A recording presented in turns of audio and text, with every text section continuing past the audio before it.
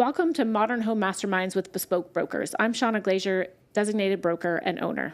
And I'm Brittainy Williamson, associate broker. Shawna and I are bespoke real estate, but we're also your guides to modern luxury across the entire state of Arizona.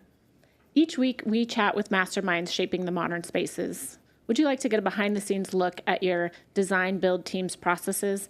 Well, open communication and teamwork will lead you to a successful project. From architects to builders, designers, and more, let's explore the art of modern living together. Welcome back, listeners. What do you get when you combine a passion for art, high-end design, and rich cultural heritage?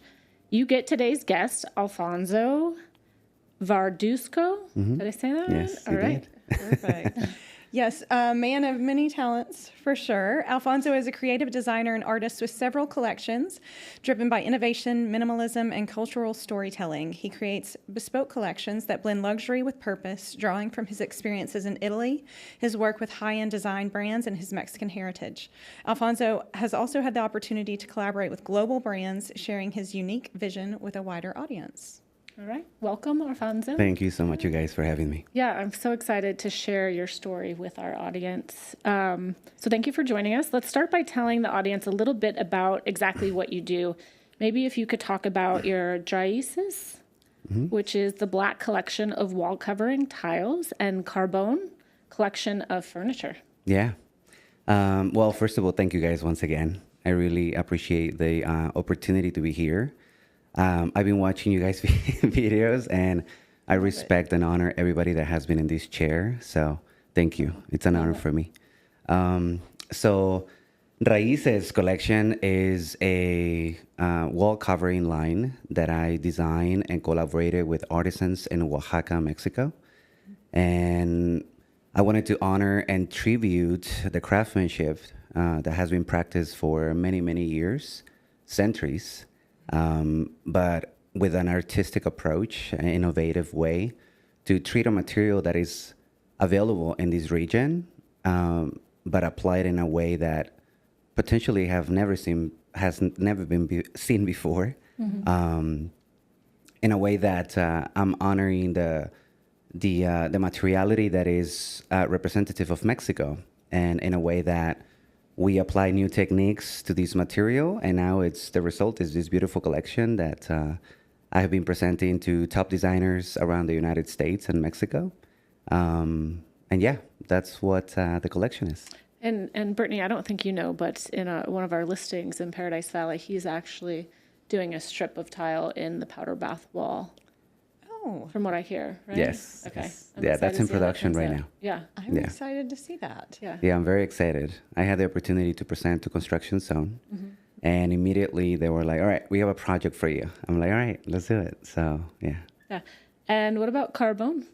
So Carbón, it's... Carbón, Excuse me not being able to roll my R's the way that you do. But Carbón is a collection. It's a contemporary sculptural artistic furniture line that is very minimalistic.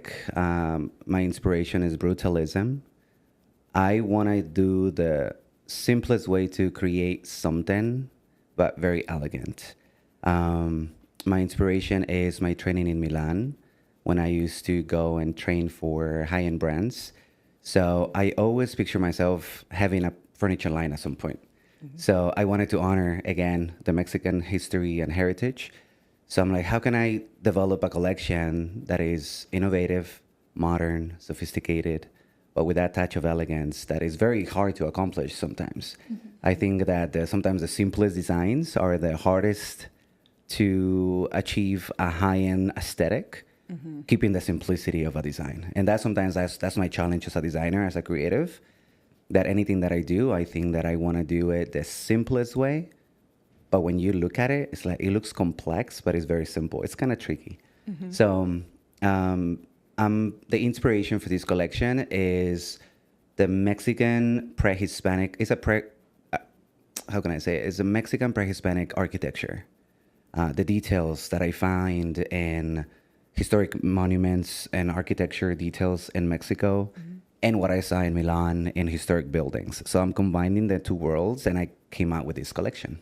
Oh, That's beautiful. Let's talk a little bit about your story, because I know that's really important to you. So you grew up in Mexico, you went to school in Boulder, Colorado, correct? And That's then right. you also trained in Milan. So it's just this, like, I could imagine you're kind of a melting pot, right? Yeah. So really fast. I mean, I came to the U.S. when I was 18.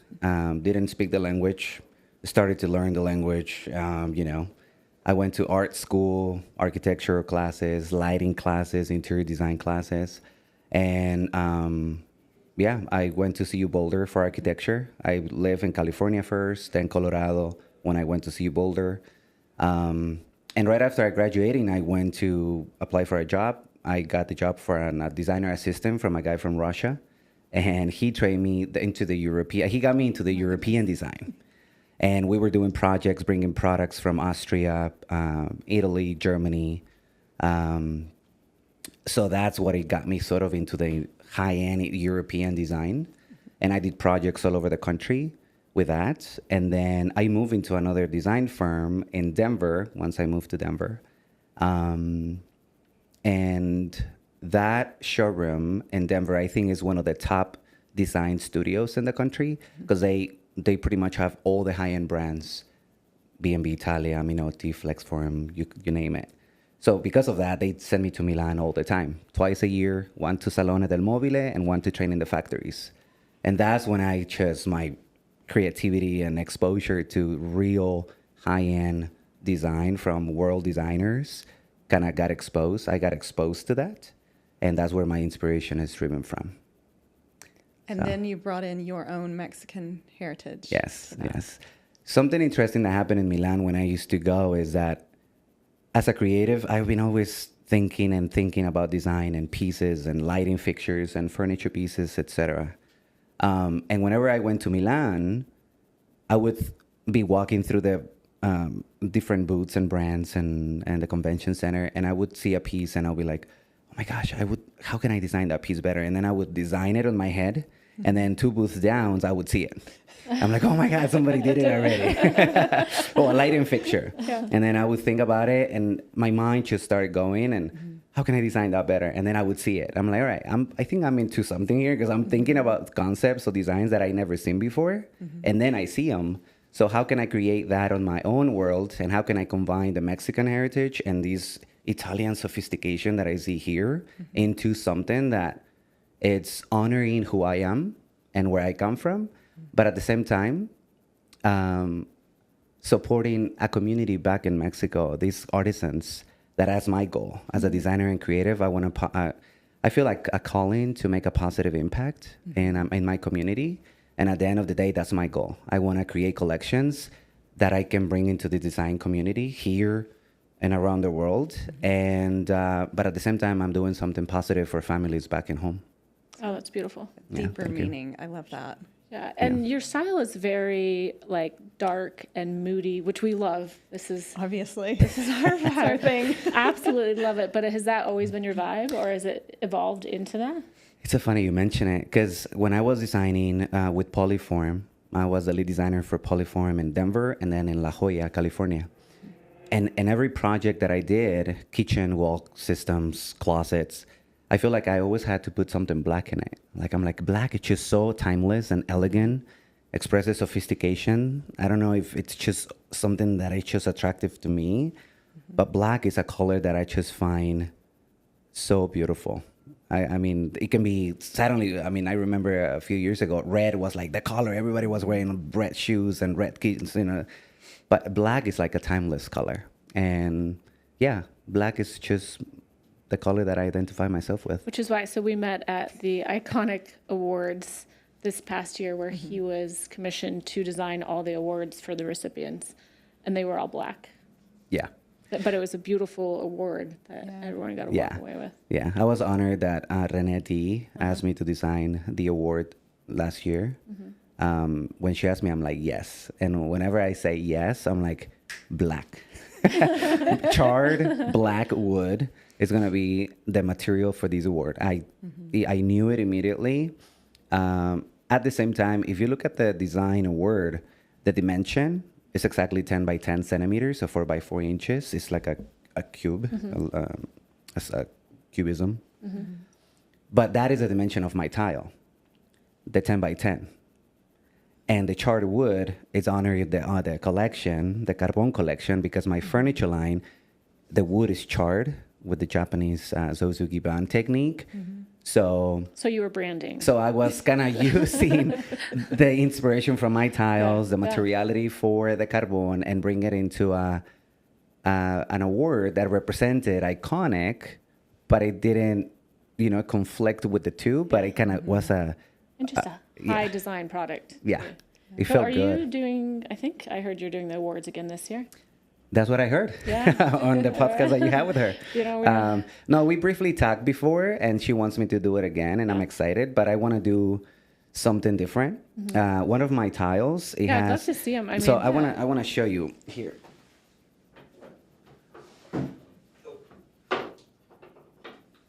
So one of my tiles has these fragments of lava rock, and the implementation of the lava rock obviously has a meaning in the Mexican culture. It's called recinto. In Mexico, there's so many different settlements of lava rock, different colors, tonalities of minerals within the lava rock. But in Puebla, Mexico, it's the only place that it's black. It's completely black. So we bring the material from Puebla to Oaxaca, and the artisan, it's quite a process to have a 2-ton rock into these little fragments. So they apply these fragments into each individual tile. So, I mean, I kind of want to mention a little bit about the collection more, but the philosophy is that every tile is one of a kind. There's no two tiles the same. So every texture that is applied into each individual piece is unique. So then the idea is that when you have an artistic installation, a wall accent in a residential application or commercial, you will have one of one installation, like an artistic piece. So it is a piece of art. Yes. So in fact, a new approach that my tech collection is taking is people are now have been asking me to do art pieces. So right now I have a project in Utah where I have a multi-million-dollar home with an entry that is like a gallery with all glass fronts. So they asked me, can you install an art piece here? And it's 12 feet long. So now this collection is taking a new approach that people are seeing it as what it is. It's art within a tile or in a square shape. I mean, people sometimes, they want to put these in a backsplash. And I'm like, that's not a backsplash tile. It's an artistic piece that we can do more with that. So I love, especially in the ultra luxury market, which we're at, sometimes it's less about how much something costs and it's more about the story of what it is. And we specialize in architecturally significant homes, and knowing the story of the architect and how it was built is really how we sell our properties. So having a product like this, it's the same thing. There's a story behind what you're doing, which is what certain markets want. So I think it's beautiful. I can't wait to see like an actual finished product in person. And it is very unique. Do you mind if I hold it? please. And there's one with the agave, right? Yes. So this agave tile. So this is very unique. With these, I'm honoring the landscape of Oaxaca. Oaxaca is the world producer of Mezcal. And in order to produce Mezcal, in fact, that picture that you guys maybe going to see on the screen, those are the agaves that they use mainly for the production of the Mezcal. Each plant is between 12 and 15 years old.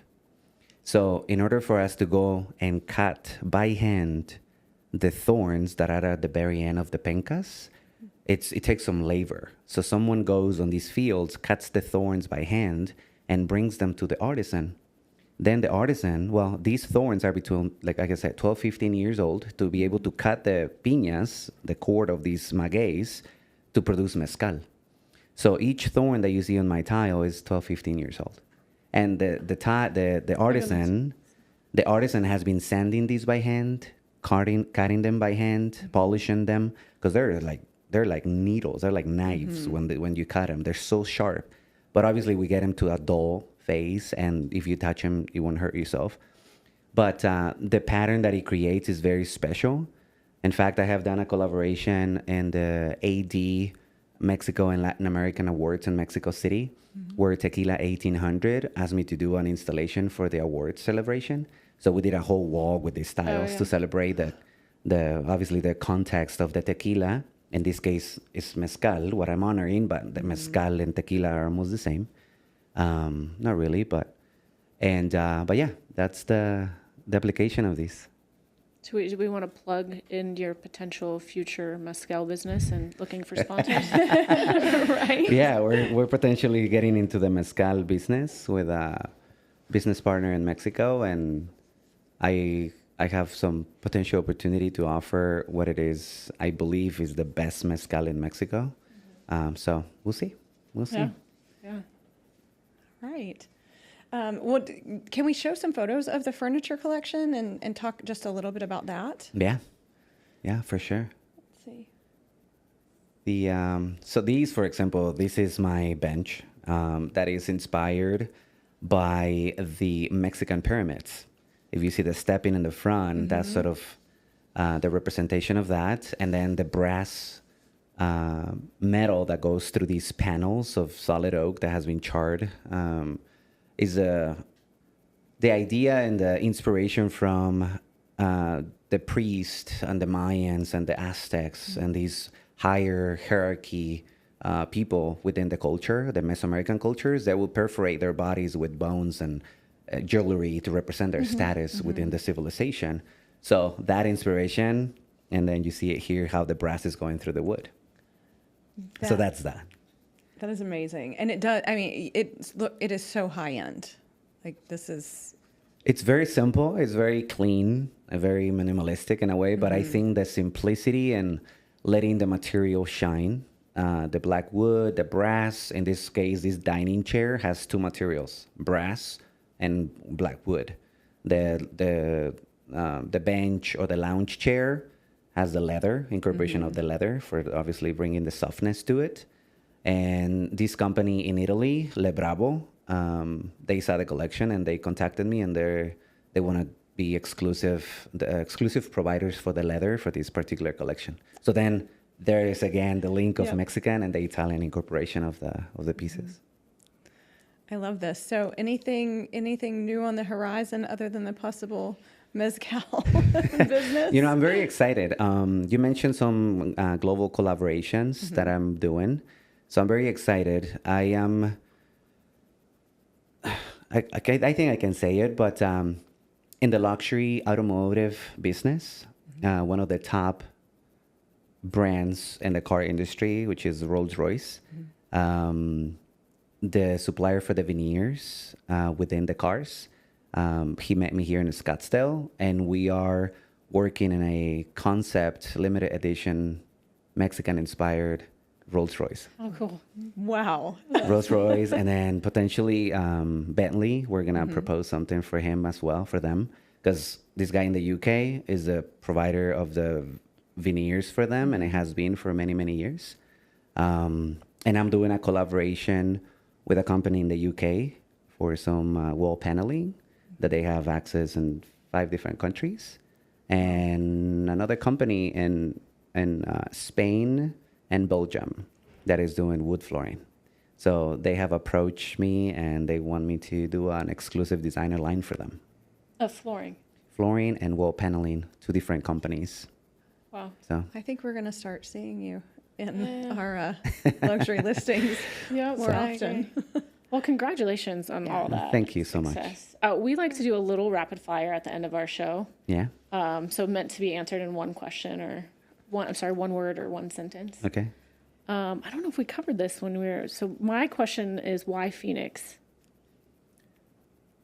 Sun. Sun? Yeah. The sun, Well, the Denver good weather. has a lot of sun. I but know, it's cold. I know. You know, when I live in Denver, it was 12 years that I live in Denver, and I love the snow. When I got there, I'm like, oh my gosh, the snow is beautiful. But after 12 years of shoveling, and I was in the middle of nowhere, I live in 2.5 acres in the forest, and just to get out of my house would take me like 30 minutes of shoveling. So I'm like, all right, I can't enough is snow. Now I want some sunshine. Now I want some sunburn. If you could collaborate with anyone, who would it be? Piero Lissoni. It's one of my inspiration designers and architects. In fact, I presented my collection to him in New York. What's the name again? Piero Lissoni.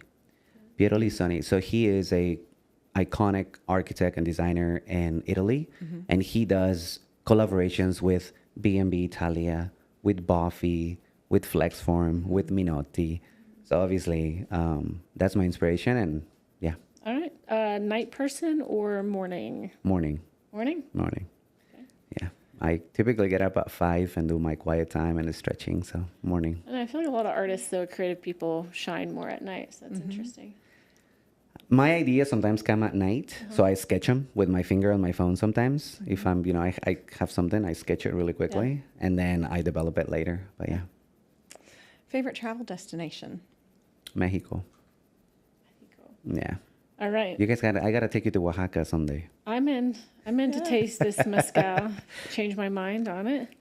All right. If you could give your younger self one piece of advice, what would it be? Wow, that's a good one. You get there. You'll get Keep trying. Keep knocking doors. The time will come. I think I would give myself the same advice. Yes. Someone asked me that question. I agree. It's great advice. It's I just want to mention, and I know that we're wrapping up, but for me, my engine, my gasoline of keep going is my faith and my trust.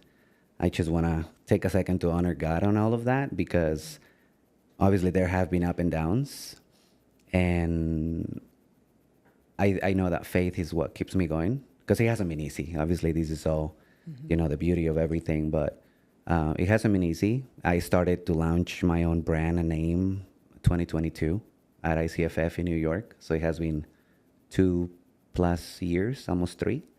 I would say 3. So faith. And many, many years of working for other people. Yes, exactly. So Yeah. faith is a huge, stimulation. Yeah. That's beautiful. Congrats.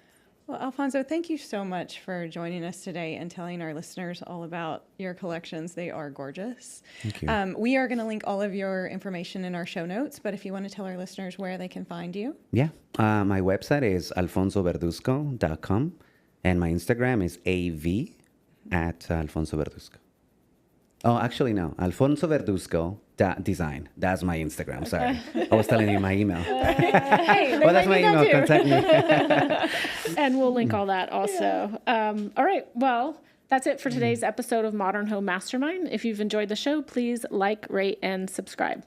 Thanks so much to our guest for sharing his insights, and to you for learning about everything modern with us. And if you are ready to take the next step in your real estate journey, please reach out to us at Bespoke Real Estate. And until next time, keep living, loving everything modern.